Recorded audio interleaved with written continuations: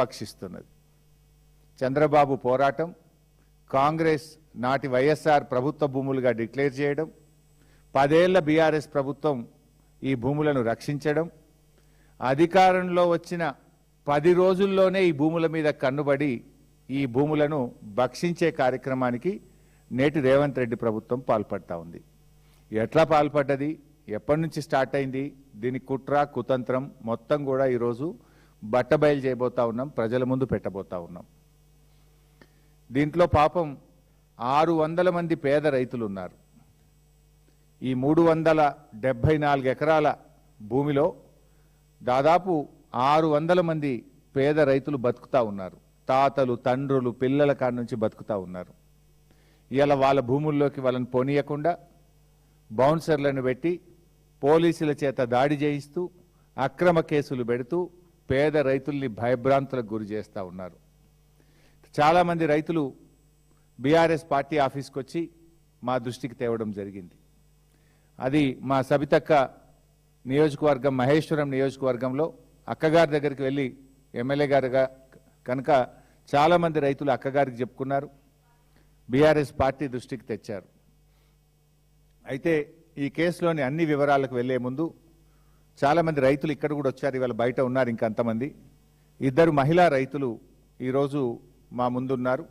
ఆ మహిళా రైతులు వాళ్ళ బాధ ఏందో, వాళ్ళ కష్టమేందో ఒక 2 నిమిషాలు వివరిస్తారు. ఒక అమ్మ పేరు కర్రె కౌసల్య, ఇంకొక అమ్మ పేరు గుడాల మమత. 2 నిమిషాలు వాళ్ళ ఆవేదన, వాళ్ళకి ఏం జరుగుతుందో 2 నిమిషాలు వాళ్ళు చెప్తారు. చెప్పిన తర్వాత మొత్తం విషయాన్ని మేము బయట పెడతాం. నేను పొలంకి వెళ్తున్నా, పొలంలోకి వెళ్తుంటే ఆ రేకులు నేను 37 సంవత్సరాల నుంచి సాగు చేస్తున్నా అక్కడనే. మా అత్తమామ అంతకన్నా ముందు చేస్తున్నారు. మా అత్తమామ చేసి ఒక 40 ఏళ్ళు చేయొచ్చు వాళ్ళు, నేను 37 సంవత్సరాల సంది నేను చేస్తున్నా. ఎవరో ఒక ఆయన వచ్చి మొత్తం దోసుకుంటుండు, అక్కడ భూములన్నీ దోసుకుంటుండు. మొత్తం 5-10 లక్షలు ఇచ్చి కొనుక్కున్నా అని చెప్తే మరి కొనుక్కున్నాడేమో అనుకున్నాం. నా పొలంలోకి నేను ఓనికే గేటు పెట్టేసిండు. గేటు పెట్టేస్తే గేటు పెట్టొద్దని అడ్డం పోతే మా ఆయనను కొట్టిర్రు. వేరే బోన్సర్లను పెట్టి కొట్టిస్తారు, ఒత్తేస్తారు దెబ్బ కనిపించకుండా. నేను పోతుంటే కూడా ఫోటోలు తీస్తారు. అక్కడ 50,000 పెట్టి మేము కడీలు తీసుకొచ్చి అడవి పందులు మేయకుండా సేను మొత్తం తయారైనాక కూడా అడవి పందులు మేసాను. మేము అక్కడ కంచె వేసుకుంటే ఆ కంచెను నైటే తీసేసిరు. ఎవరు తీయమన్నారు, ఇట్లా ఎందుకు చేసిరు, మాకు ఎందుకు చేస్తుర్రు ఇట్లా అంటే సుధాకర్ తీయమన్నాడు.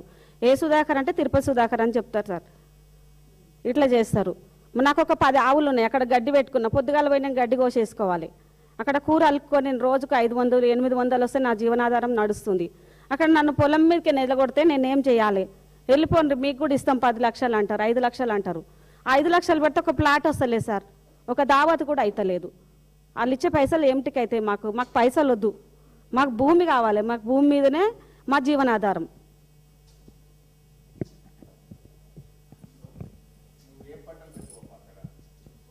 కూరలు పోస్తా సార్, పచ్చకూరలు పోస్తా. ఆవులు ఉన్నాయి, 10 ఆవులు ఉన్నాయి. గడ్డి పెట్టినా, ఇప్పుడు గడ్డి కూడా ఉంది. పోనీయకుండా 10 నిమిషాలు ఆగాలి సార్. గేట్లు పెట్టేసుకురు, లాక్ వేసుకుంటారు, చుట్టూ ఫెన్సింగ్ పెట్టిరు, పోనిస్తలేరు. మళ్ళీ ఎవరినన్నా కూలీలను పిలుచుకపోతే నువ్వు భూమి అమ్మవు కదా, నీ ఉంది కదా, నువ్వే రావద్దని వాళ్ళు నిలగొడితే మొన్న 1.5 ఎకరాల పొలం నేను ఒక్కదాన్నే నాటేసుకున్నా. వాళ్ళు నిలగొట్టేసిరు. వాళ్ళ భయానికి సార్, వాళ్ళ భయానికి వాళ్ళు వస్తలేరు. అట్లా ఫోటో తీస్తారు సార్, ఫోటో తీస్తారు. వాళ్ళ భయానికి సార్, వాళ్ళు బోన్సర్లు రమ్మ మమ్మల్ని కొడతారు, మమ్మల్ని చంపితే మేము మా పిల్లలు ఆగమవుతారు, మేము రామంటే మొన్న నేను ఒక్కదాన్నే నాటేసుకున్నా 1.5 ఎకరాల పొలం.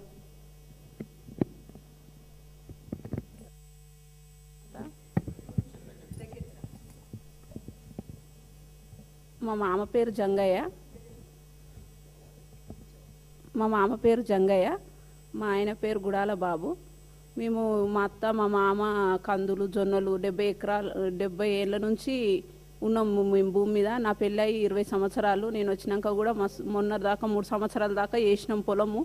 మా తాన మేము ఇట్లా వాళ్ళు రేకులు వాతుతారని మేము ఏం చేసినామంటే అది ఒక ఫోటోలు వీడియోలు కూడా తీసుకున్నాం. ఎందుకంటే ఇల్లు కబ్జా మీద కూర్చుంటాటురు, చుట్టుముట్టు మొత్తం రేకులు వాతేస్తురని మాకు భయం అయింది.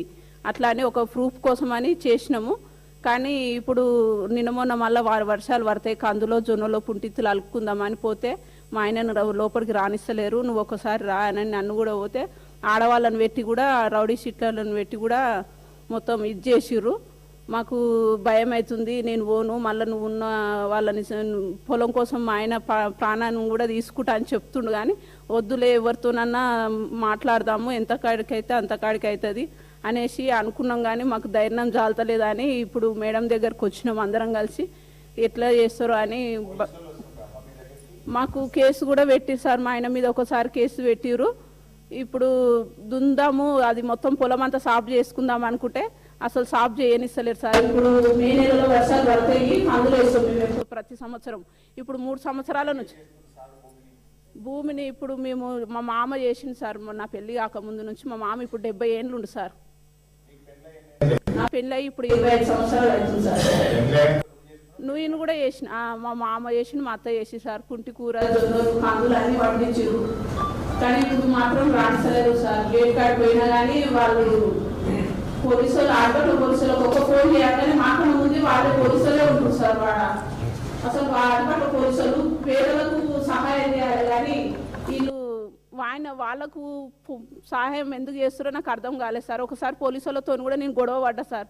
అంటే నువ్వు ఈ నుంచి నువ్వు అసలు మాట్లాడకంటే నేను కరెంటు వైరు పట్టుకుంటా, నా పొలం కోసం నేను పానమన్న తీసుకుంటా, కానీ నా పొలంలోకి వెళ్ళి నువ్వు దున్ననిస్తలేరని అంటే సరే అని ఆమెను వదిలేసేయని అప్పుడు ఫోన్ చేసిరు సార్. సుధాకర్కు ఫోన్ చేస్తే నన్ను లోపలికి పోనిచ్చిర్రు, ట్రాక్టర్ లోపలికి పోనిచ్చిరు సార్ పోయిన సంవత్సరం. ఇప్పుడు 2 సంవత్సరాలు అవుతుంది సార్ దున్నక. సుధాకర్ చెప్పినట్టే పోలీసు వాళ్ళు వింటారు సార్. అన్నీ ఉన్నాయి సార్, మోటార్ లేదు కానీ వర్షాలకు పండిస్తాం సార్. మాకైతే లేదు, మాకుంది సార్. మాకున్నది సార్, బోర్ వేసుకున్నాం మేము. బోర్ వేసుకొని కూడా ఇప్పుడు 38 సంవత్సరాలు అవుతుంది సార్. బోర్ వేసుకున్నాం మేము, బోర్ వేసుకున్నాము. అప్పటి నుంచి వరి పండిస్తాం మేము. ఆవులు తెచ్చుకొని దాంట్లో మీద పచ్చగూరలతోటే బతుకుతా సార్. మొన్న పంట కోద్దామంటే గేట్లకేం రానియలేదు సార్, చిన్నగా ఉంది గేటు. ఆ గేటు పెడితే ఎక్కడ మన రాగన్నగూడ నుంచి అవతలకేని తెస్తే అక్కడ నుంచి వాగు వచ్చింది. వాగు వస్తే ఒక 1 నెల రోజులు వాగు మిషన్ రానియలే. ఆ 1 నెల రోజులలో నా చేనంతా ఖరాబ్ అయిపోయి 40 సంచులు అయ్యేటి 25 సంచులు అయినాయి సార్. పడదు సార్, అది పడదు.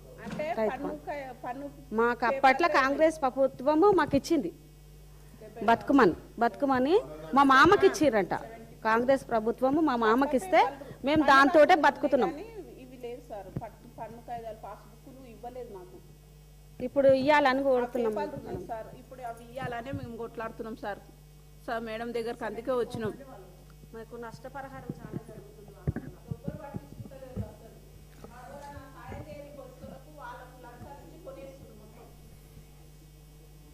థ్యాంక్ యూ అమ్మా. సో విన్నారు, రైతుల బాధ ఏందో విన్నారు. చాలామంది ఇంకా రైతులు బయట కూడా ఉన్నారు, ఇక్కడ కుర్చీ ఉండదని 2 మాత్రమే తీసుకున్నాం.